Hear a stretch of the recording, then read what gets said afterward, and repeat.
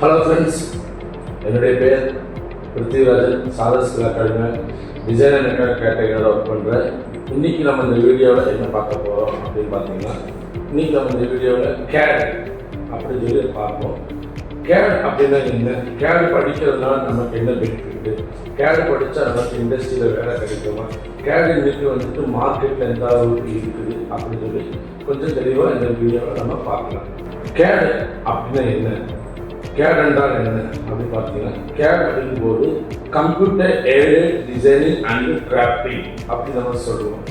இந்த computer aided designing and drafting இங்கே நம்ம யூஸ் பண்ணுறதுக்கு முன்னாடி எப்படி எல்லாம் முதல் இண்டஸ்ட்ரியில் யூஸ் பண்ணுறாங்க, இந்த சாஃப்ட்வேர் கேட் ஒரு சாஃப்ட்வேர் வர்றதுக்கு முன்னாடி எப்படி எல்லாம் ஒரு டிசைனிங் பண்ணினாங்க அப்படின்னு பார்த்தீங்கன்னா, நம்ம ஒரு காலேஜ் படிக்கும்போது பார்த்தீங்கன்னா ஃபஸ்ட் இயரில் படிக்கும்போது நம்ம ஒரு மினி டிராஃப்ட் யூஸ் பண்ணி A2 டயக்ராமில் நம்ம first year position third year position நமக்கு காலேஜில் எடுத்துருப்பாங்க. அப்படிங்கும்போது ஒரு மினி டிராஃப்டில் சீட் சார்ட் அடிச்சு அந்த சார்ட்டில் A2 சீட்டு ஃபிட் பண்ணி அதுக்கப்புறம் நம்ம ஒவ்வொரு டிராயிங்கும் லைன் சர்க்கிள் வச்சு தனித்தனியாக இண்டிவிஜுவலாக நம்ம என்ன பண்ணுவோம், ட்ரா பண்ணிட்டு இருந்தோம்.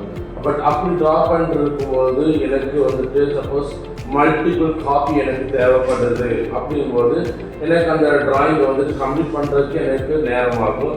பட் அதுவே எனக்கு இன்னமும் சொல்கிறது மல்டிபிள் காப்பி எனக்கு தேவைப்படும் போது அது மல்டிபிள் காப்பி பண்ணுறதுக்கு எனக்கு இன்னும் நான் டிசைனிங் பண்ண வேண்டிய அவசியம் கூட.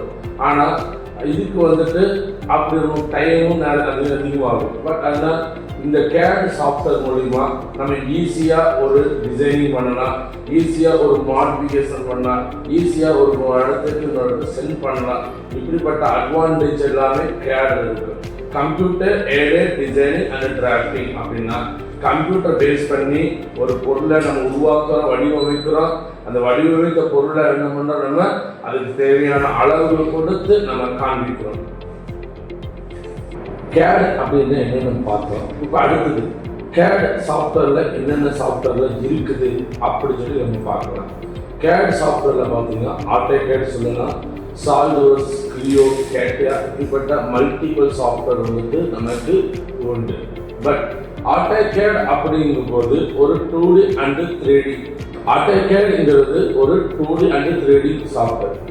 அந்த சால்ட்வர்ஸுங்கும் போது ஒரு முழுக்க ஒரு 3D கோஆர்டினேட் டிசைன் பண்ணக்கூடிய ஒரு சாஃப்ட்வேர். கேட்டியா சாஃப்ட்வேருங்கும் போது நமக்கு surface designing and aerospace designing and automobile designing தேவையான எல்லா டூல்ஸுமே கவர் ஆகக்கூடிய டிசைனிங் சாஃப்ட்வேர். அடுத்தது கிரியோ அப்படின்னு நீங்கள் பார்க்கும்போது கிரியோ மோஸ்ட்லி இண்டஸ்ட்ரியலில் யூஸ் பண்ணக்கூடிய ப்ராடக்ட் டிசைனிங் யூஸ் பண்ணக்கூடிய one of the main software. இப்படிப்பட்ட சாஃப்ட்வேர் டிஃப்ரென்ஸாக நம்ம சொல்கிறோம். ஆட்டோகேட்ங்கும் போது ஒரு பேசிக் சாஃப்ட்வேர். ஆட்டோகேட்டில் நம்ம ஒரு 2D வரைவோம்.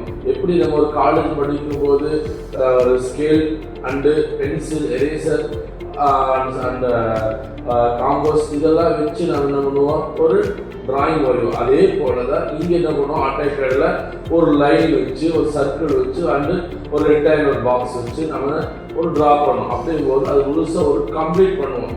பட் இந்த ஆட்டோகேடில் கம்ப்ளீட் பண்ணும்போது நமக்கு டைம் ஈஸியாக முடியும். சப்போஸ் நமக்கு டைம் சேவ் ஆகும். சப்போஸ் நம்ம ஸ்டோரேஜ் நிறைய பண்ணலாம். இவ்வளோ பெனிஃபிட்டு ஆட்டோகேடில் அவைலபிள். அடுத்தது சால்ட்வர்ஸ் அப்படின்னு நீங்கள் என்ன எடுத்துட்டீங்கன்னா ஒரு 3D modelling software. 3D model designing பொறுத்தளவுக்கு இண்டஸ்ட்ரியில் அதிகமாக யூஸ் பண்ணக்கூடிய முக்கியமான சாஃப்ட்வேர் சால்ட்வர்ஸ். அது ரொம்ப யூசர் ஃப்ரெண்ட்லியாக இருக்கும், யார் வேணாலும் ஈஸியாக படிச்சுக்கலாம். ஒருவேளை எனக்கு நாலேஜ் அந்த அளவுக்கு பெருசாக இல்லை, எனக்கு சொல்லிக் கொடுத்தா ஓரளவுக்கு 2-3 டேஸ் சொல்லிக் கொடுத்தாதான் எனக்கு புரியும் அப்படின்னு நினைக்கிறவங்களுக்கு சால்ட்வர்ஸ் ஈஸியாக இருக்கும். அவங்க சால்ட்வர்ஸ் படிக்கும் போது பெனிஃபிட்டாகவும் அவங்க இண்டஸ்ட்ரியில் அவங்க ஒரு வேலை செலக்ட் ஆகிறதுக்கு நிறைய ஆப்ஷன்ஸ் கிடைக்கும். ரெண்டாவது கேட்டியா பொறுத்த அளவுக்கு நம்ம BMW, ஆடி கம்பெனி இந்த மாதிரி ஒரு ஆட்டோமொபைல் கம்பெனி, அது ஹெலிகாப்டர், ட்ரெயின் இந்த மாதிரி டிசைனிங் பண்ணக்கூடிய இடத்துக்கு தான் நம்ம கேட்டியா சாஃப்ட்வேர் மூலியம் போக முடியாது. பட் அதுவே கிரியோ சாஃப்ட்வேர் படிக்கிறதுனால நம்ம இந்த இண்டஸ்ட்ரியில் ப்ராடக்ட் டிசைனிங் பண்ணக்கூடிய, மோல்டு டிசைனிங் பண்ணக்கூடிய எல்லா டூல்ஸுமே நாங்கள் கவர் ஆகும். இப்படிப்பட்ட ஒவ்வொரு சாஃப்ட்வேருமே ஒவ்வொரு விதத்தில் நமக்கு யூஸ் பண்ணுறாங்க. அதில் நம்ம எந்த சாஃப்ட்வேர் படிக்கணுங்கிறது நம்ம முடிவெடுக்கணும். கேட் படிக்கிறதுனால நமக்கு பெனிஃபிட்னு ஒன்று பார்த்தீங்கன்னா நம்ம சேலரி பேக்கேஜ் எல்லாம் பார்க்கலாம். நீங்கள் ஒரு வேளை மிஷின் ஆப்ரேட்டராக இருந்திருப்பீங்க, ஒரு வேளை சூப்பர்வைசராக இருந்திருப்பீங்க, ஒரு வேளை குவாலிட்டி கண்ட்ரோலில் எக்ஸ்பீரியன்ஸ் இருக்கலாம், ஒரு வேளை வந்துட்டு நீங்கள் பர்ச்சேஸ் டிபார்ட்மெண்ட்டில் ஒர்க் பண்ணலாம். இப்படி டிஃப்ரெண்ட் டிபார்ட்மெண்ட்டை நீங்கள் ஒர்க் பண்ணலாம். ஆனாலும் உங்களுடைய கேரியரில் இன்னமும் அந்த 5 years எக்ஸ்பீரியன்ஸ் அந்த 10 years எக்ஸ்பீரியன்ஸ் தான் இருந்திருக்கலாம். ஆனாலும் உங்களுக்கு அந்த அளவுக்கு சேலரி பேக்கேஜிங் ரொம்ப கம்மியாக இருந்திருக்கு. ஆனால் இந்த டிசைனிங் பொறுத்தளவு கேட் சாஃப்ட்வேர் நீங்கள் படிக்கும்போது உங்களுக்கு ஸ்டார்டிங் கம்மியாக இருந்தாலும் உங்களோட லைஃப்பில் வந்துட்டு உங்களுக்கு ஒரு 40 வயசு ஒரு 50 வயசு வரும்போது உங்களோட சேலரி பேக்கேஜெலாம் பார்க்கும்போது ஒரு நல்ல லெவலில் இருக்கும். நீங்கள் வந்து லைஃப்பில் நம்ம இம்ப்ரூவ்மெண்ட் ஆகணும், லைஃப்பில் க்ரோத் ஆகணும் அப்படின்னு நினைக்கும் போது நமக்கு கேட் சாஃப்ட்வேர் மட்டும்தான், ஏன்னா டிசைனிங் உள்ள என்ட்ரியான மட்டும்தான் ஹையர் லெவலில் நம்ம போகும்போது நமக்கு சேலரி வந்துட்டு அதிகமாக கிடைக்கும். ஒருவேளை நம்ம ப்ரொடக்ஷன்லேயே ஒர்க் பண்ணிகிட்டே இருந்தோம்னா நமக்கு அந்த அளவுக்கு சேலரி பேக்கேஜ் பெருசாக இருக்காது. பட் ஃபேமிலி அளவுக்கு ரன் பண்ணலாம். டிசைனிங் போது தான் நமக்கு சேலரி பேக்கேஜ் அதிகமாக இருக்கும். கேட் சாஃப்ட்வேர் எந்தெந்த டிபார்ட்மெண்ட்டெல்லாம் யூஸ் பண்ணுறாங்க அப்படின்னு நீங்கள் பார்த்தீங்கன்னா மெக்கானிக்கல் டிபார்ட்மெண்ட், மெக்கானிக்கல் இன்ஜினியரிங் இருக்கக்கூடிய இண்டஸ்ட்ரியல் ஏரியா எல்லாமே நம்ம டிசைனிங் யூஸ் பண்ணுறாங்க. அடுத்தது பார்த்தீங்கன்னா ஆட்டோமொபைல் இண்டஸ்ட்ரியெல்லாம் யூஸ் பண்ணுறாங்க. ஆட்டோமொபைல் இண்டஸ்ட்ரியல் பார்க்கும்போது கார், பைக்கு அது மாதிரி நிறைய வண்டிஸ்லாம் நம்ம யூஸ் பண்ணுறதுக்கு டிசைனிங் பண்ணுறாங்க.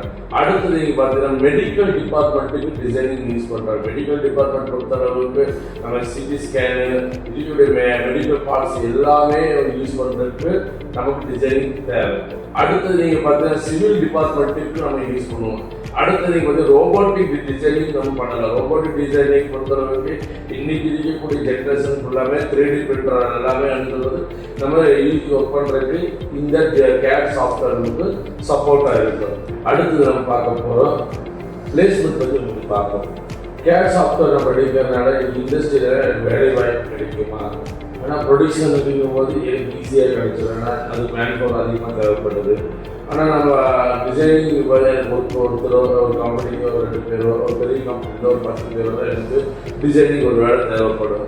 அப்படி இருக்கும்போது எனக்கு நான் படித்தேன்னா எனக்கு வேலை வாய்ப்பு கிடைக்கும், என்னோட சேலரி பேக்கேஜ் எப்படி இருக்கும் அப்படின்னு நீங்கள் நினைச்சீங்கன்னா அதை பற்றி நம்ம கொஞ்சம் பார்ப்போம். அப்படிங்கும்போது ஃபஸ்ட்டு இந்த இண்டஸ்ட்ரியில் இன்னைக்கு நிறைய டிசைனிங் ஓப்பனிங் வந்துட்டு அவைலபிள். இன்னைக்கு கோயம்புத்தூர் பொறுத்தளவுக்கு நம்ம தமிழ்நாடு, இந்தியா முன்பு பார்த்தீங்கன்னா டிசைனிங் வந்துட்டு ப்ரெஷருக்கு நிறைய ஓப்பனிங் உண்டு. ஆனால் நம்ம ப்ரெஷராக இருக்கும்போது நம்ம ஒரு கம்பெனியில் போய் ஒர்க் பண்ணும்போது அங்கே என்ன சொல்லி தராங்களோ அங்கே நம்ம கொஞ்சம் ட்ரைனிங் எடுத்து போகணும். அந்த ட்ரைனிங் எடுக்கிறதுக்கு முன்னாடி சும்மா நார்மலாக போனால் அவர் எடுத்துப்பாங்கன்னு கேட்டால் எடுக்க மாட்டாங்க. அதுக்கு நீங்கள் ஒரு கோர்ஸ் படிக்கணும். அப்படி இப்போ என்ன கோர்ஸ் படிக்கலாம் அப்படின்னு கேட்டால் ஃபர்ஸ்ட் நமக்கு தெரிய வேண்டியது AutoCAD. ரெண்டாவது நமக்கு தெரிய வேண்டிய ஒரு மாடலிங் சாஃப்ட்வேர்.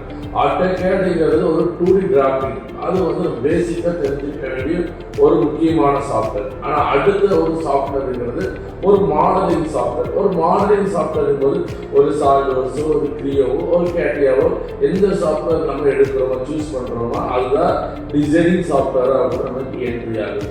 அப்படிங்கும்போது டிசைனிங் சாஃப்ட்வேர் இன்னைக்கு நம்ம பார்க்க போகிறது சால்வர்ஸ் பற்றி நம்ம கொஞ்சம் விரிவாக்கமாக பார்ப்போம். AutoCAD அண்ட் சால்வர்ஸ் சிலபஸை பற்றி நம்ம பார்ப்போம்.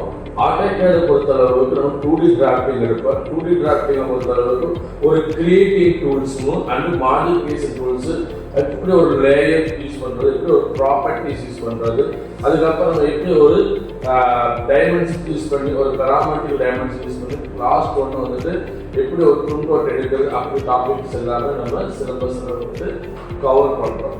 அடுத்தது நீங்கள் பார்த்தீங்கன்னா சால்வர்ஸ் நம்ம என்னென்ன டாபிக்ல நம்ம இங்கே கவர் பண்ணுறோம் அப்படின்னு நீங்கள் பார்த்தீங்கன்னா நம்ம ஒரு 2D sketch எப்படி ஒரு AutoCADல ஒரு கிரியேட்டிங் டூல்ஸ் அந்த மாடிஃபிகேஷன் டூல்ஸ் ஒரு டைமென்ஷன்ஸ் டூல்ஸ் யூஸ் பண்ணி நீங்கள் எப்படி ஒரு 2D டயக்ராம் வரைஞ்சிங்களோ அதே தான் வந்துட்டு இங்கே 2D sketchன்னு சொல்லி நம்ம என்ன அதே டூல்ஸை இங்கே கவர் பண்ணுவோம். அடுத்தது நமக்கு அடுத்த என்ட்ரி ஆகிறதா ஒரு டிசைனிங், ஒரு மாடலிங்குள்ள என்ட்ரி ஆகிறோம். அப்படி ஒரு மாடலிங்ல என்ட்ரி ஆகும்போது நமக்கு தேவையானது ஒரு எக்ஸ்ட்ரூட் வச்சு எப்படி ஒரு ப்ராடக்ட் டிசைனிங் பண்றது, ஒரு ரிவால்வ் வச்சு எப்படி ஒரு பொருளை டிசைனிங் பண்றது, இப்படி எல்லாம் நம்ம என்ன ஒரு பொருளை எப்படி டிசைனிங் பண்றது தேவையானது எல்லாமே நம்ம எடுப்போம். இதெல்லாம் நம்ம எடுத்த பிறகு எப்படி ஒரு பொருளை ஒரு ஃபேன் வரையணும், விண்டமில் பிளேட் வரையணும், எனக்கு வந்துட்டு ஒரு கூலிங் ஃபேன் வரையணும், அப்படிங்கும்போது ஒரு கிரைண்டர் வரையணும், ஒரு சிஎன்சி மிஷினோட பார்ட்ஸ் வரையணும். அப்படிங்கும்போது எல்லா தேவையான தேவையான டிசைனிங்ஸ் எல்லாமே நம்ம கவர் பண்ணி கொடுப்போம். அடுத்தது பார்த்தீங்கன்னா சீட் மெட்டல். ஒரு இண்டஸ்ட்ரியில் நமக்கு ஒரு பார்ட் பார்த்தீங்கன்னா எல்லாமே எக்யூப்மெண்ட்ஸ் மெக்கானிக்கல் பார்ட்ஸாக இருந்தாலுமே அவுட்டர் பாடி ஃபுல்லாகவே பேனல் போர்டு, சிஎன்சி மிஷினோட அவுட்டர் ஃப்ரேமு எல்லாமே பார்த்தீங்கன்னா உங்களுக்கு சீட் மெட்டல் டிசைனிங் என்று சொல்லுவாங்க. அந்த சீட் மெட்டல் டிசைனிங் நம்ம ஃபுல்லாகவே கவர் பண்ணுவோம். அடுத்தது நம்மளுக்கு பார்த்தீங்கன்னா அசம்பிளி எடுப்போம். அசம்பிளி எதுக்காக யூஸ் பண்ணுறோம்? ஒரு பொருளை வெயிட் பண்ணி பார்ப்போம். ஒரு வேளை அது மெர்ஜா இருக்குதா, ஓவர்லேப்பாக இருக்குதா சொல்லி நம்ம அதை செக் பண்ணுறோம். ஒருவேளை ரா மெட்டீரியலாக வாங்கி நம்ம மெஷினிங் பண்ணி தேவையான சைஸ் எல்லாம் கொடுத்து ப்ரொடெக்ஷன் பண்ணும்போது ஒருவேளை அசம்பிளியில் கொண்டு வைக்கும் போது சப்போஸ் அந்த பொருள் வந்துட்டு மெட்டீரியல் இன்க்ரீஸ் ஆகிருக்கலாம், ஒரு டிக்ரீஸ் ஆகிருக்கலாம், ஏதோ இஷ்யூ நம்மளுக்கு ஏற்பட்டுச்சுன்னா அது நம்மளுக்கு லாஸ் ஆகும். பட் அந்த லாஸ் என்ன பண்ணுவோம், நம்ம அசம்பிளி செக்ஷன்லயே அசம்பிளி ஒரு சப்ஜெக்ட்லயே என்ன பண்ணணும் நம்ம கிளியரா பார்க்கலாம். அப்படி பார்க்கும்போது நீங்க ஈஸியா இங்கே பண்ணா கண்டுபிடிச்சா என்ன ப்ராப்ளம் ஆயிருக்குது அப்படிங்கும்போது அடுத்த மெட்டீரியல் ஆட் பண்ணா ஈஸியா ஆட் பண்ணி அடுத்தபடி ரா மெட்டீரியல் நீங்க ஈஸியா பர்ச்சேஸ் பண்ணிக்கலாம். அடுத்தது பார்த்தீங்கன்னா டிராஃப்டிங். நமக்கு எப்படி ஒரு ஃபைனலாக நம்ம டிசைன் டிபார்ட்மெண்ட் ரூம்ல இருந்து எப்படி ப்ரொடக்ஷன் டிபார்ட்மெண்ட் இன்புட் அவங்க எடுத்து ஒரு நம்ம இன்புட்டை எடுத்து அவங்க என்ன பண்றாங்க, ப்ரொடக்ஷன் பண்றாங்க. அப்படி ப்ரொடக்ஷன் பண்றதுக்கு தேவையான எல்லா இன்புட்ஸுமே நம்ம டிராஃப்டிங் என்று சொல்லி கொடுப்போம்.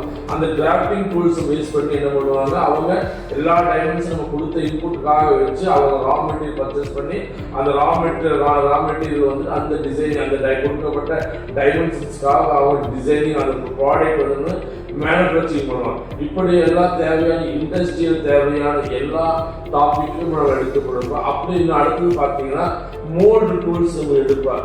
எப்படி எனக்கு top cavity and bottom cavity core இது எல்லாமே எனக்கு பவுண்டு பேஸ் பண்ணி எனக்கு ஒரு ஆப்ஜெக்டை வந்து டாப் கேவிட்டி பிரிக்கணும், பாட்டம் கேவிட்டி பிரிக்கணும், கோர்லாம் பிரிச்சு பண்ணுறத பற்றி இந்த மோல்டு டூல்ஸும் நம்ம பண்ணுறோம் கவர் பண்ணுறோம். இப்படிப்பட்ட டூல்ஸ் எல்லாமே நம்ம பண்ணுறோம் சிலபஸில் சால்வ் சிலபஸில் என்ன பண்ணுறோம் இவ்வளோ டாபிக்ஸ் நம்ம எடுக்கிறாங்க. இந்த கோர்ஸை பற்றி தெரிஞ்சுக்கணும்னா மேலும் விவரங்களுக்கு சாலஸ் அகாடமியை கான்டாக்ட் பண்ணுவோம். தேங்க்யூ.